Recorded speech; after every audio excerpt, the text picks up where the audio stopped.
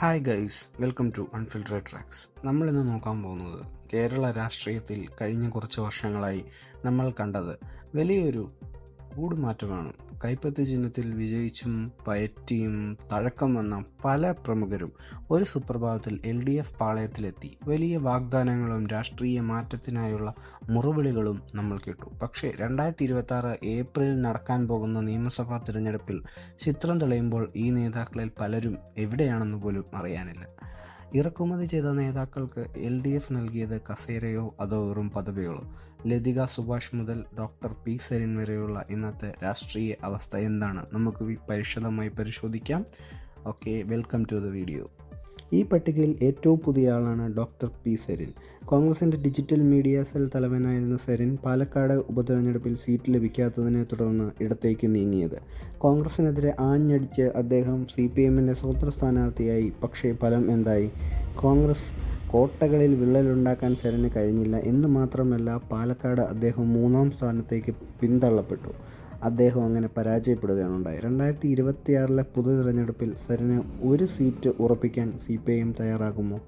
ഒറ്റപ്പാലത്തെ സീറ്റിലോ മറ്റോ അദ്ദേഹത്തിനെ പരിഗണിക്കണമെന്ന് വാർത്തകൾ ഉണ്ടെങ്കിലും പാർട്ടിക്കിടവുകൾ എതിർപ്പ് സരിന് വലിയ വെല്ലുവിളിയായി. പുതിയ കാൻഡിഡേറ്റ് ലിസ്റ്റ് വന്നെങ്കിലും പി സരിനെ എവിടെയും മത്സരിപ്പിച്ചില്ലെന്ന് മാത്രമല്ല, ഇപ്പോൾ സരിൻ വെയിറ്റിംഗ് ലിസ്റ്റിലാണെന്ന് പറയേണ്ടി വരും. 2021 ഏറ്റുമാനൂർ സീറ്റ് നിഷേധിച്ചപ്പോൾ തല മുണ്ടനം ചെയ്ത് KPCC ഓഫീസിന് മുന്നിൽ പ്രതിഷേധിച്ച ലതിക സുഭാഷ് ആർക്കും മറക്കാൻ കഴിയില്ല. പിന്നീട് അവർ LDFൻ്റെ ഘടകകക്ഷിയായ NCPയിൽ ചേർന്നു. LDF അവർക്ക് ഖാദി ബോർഡ് വൈസ് ചെയർമാൻ പദവി ലഭിക്കുകയും ചെയ്തു. എന്നാൽ ഒരു MLA ആകണമെന്ന അവരുടെ ആഗ്രഹം ഇത്തവണയും നടക്കുമോ? 2026 സ്ഥാനാർത്ഥി പട്ടിക പരിശോധിക്കുമ്പോൾ ലതിക സുഭാഷിൻ്റെ പേര് എവിടെയും കാണാനില്ല. അടുത്തിടെ നടന്ന കോട്ടയം നഗരസഭാ വാർഡിലെ ഉപതെരഞ്ഞെടുപ്പിൽ പോലും അവർ 3ാം സ്ഥാനത്തേക്ക് പിന്തള്ളപ്പെട്ടു. ഏറ്റുമാനൂർ സീറ്റ് കേരള കോൺഗ്രസ് മാണി വിഭാഗം വിട്ടുകൊടുത്തതും ലതികയ്ക്ക് തിരിച്ചടിയായി. മുതിർന്ന കോൺഗ്രസ് നേതാവും മുൻ കേന്ദ്രമന്ത്രിയുമായ KV തോമസ് LDFിലേക്ക് വന്നപ്പോൾ അത് UDFന് വലിയ നാണക്കേടായിരുന്നു. എന്നാൽ അദ്ദേഹത്തിന് LDF നൽകിയത് എന്താണ്? ഡൽഹിയിലെ കേരള സർക്കാരിൻ്റെ പ്രത്യേക പദവി എന്ന ക്യാബിനറ്റ് പദവിയുള്ള പോസ്റ്റ്.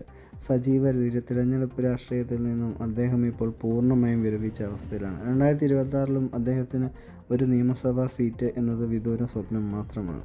മുൻ KPCC ജനറൽ സെക്രട്ടറി KP അനിൽകുമാറിനെ കോട്ടയം സീറ്റിൽ പരിഗണിക്കുമെന്ന് പലരും കരുതിയിരുന്നു. എന്നാൽ CPIM ഇത്തവണ അവിടെ നിർത്തിയത് തങ്ങളുടെ സ്വന്തം നേതാവായ K അനിൽകുമാറിനെയാണ്. പേരിലെ സാമ്യം പോലും KP അനിൽകുമാറിനെ രക്ഷിച്ചില്ല. പത്തനംതിട്ട കോൺഗ്രസ് വിട്ടുവന്ന പത്മകുമാറിൻ്റെ അവസ്ഥ അതിലും കഷ്ടമാണ്. ശബരിമല സ്വർണ്ണക്കൊള്ള വിവാദത്തെ തുടർന്ന് അദ്ദേഹം ആറന്മുള തിരഞ്ഞെടുപ്പ് കമ്മിറ്റി സെക്രട്ടറി സ്ഥാനത്ത് നിന്ന് പോലും നീക്കം ചെയ്തു. കോൺഗ്രസ് വിട്ട് ഇടത്തോട്ട് വന്ന പലർക്കും സംഘടനാപരമായ നരകയാതന അനുഭവിക്കേണ്ടി വരുന്നുണ്ടോ എന്ന ചോദ്യം പ്രസക്തമാണ്. എന്തുകൊണ്ടാണ് കോൺഗ്രസ് വിട്ടുവന്ന പ്രമുഖർ LDFിൽ വെറും കാഴ്ചക്കാരായി മാറുന്നത്? CPM എന്നൊരു കേഡർ പാർട്ടിയാണ്.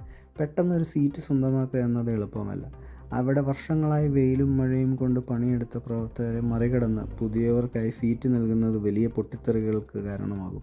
മാത്രമല്ല, കേരള കോൺഗ്രസ് മാണി വിഭാഗം പോലെയുള്ള പുതിയ ഘടകകക്ഷികൾ വന്നതോടെ LDFിലെ സീറ്റ് വിഭജനം കൂടുതൽ ഇടുങ്ങിയതായി മാറി. ചുരുക്കത്തിൽ, അധികാരത്തിൻ്റെ തണൽ പറ്റി എത്തിയവർക്ക് പദവികൾ ലഭിക്കുന്നുണ്ടെങ്കിലും ജനപ്രതിനിധിയാകാനുള്ള അവകാശം നഷ്ടപ്പെടുന്നു.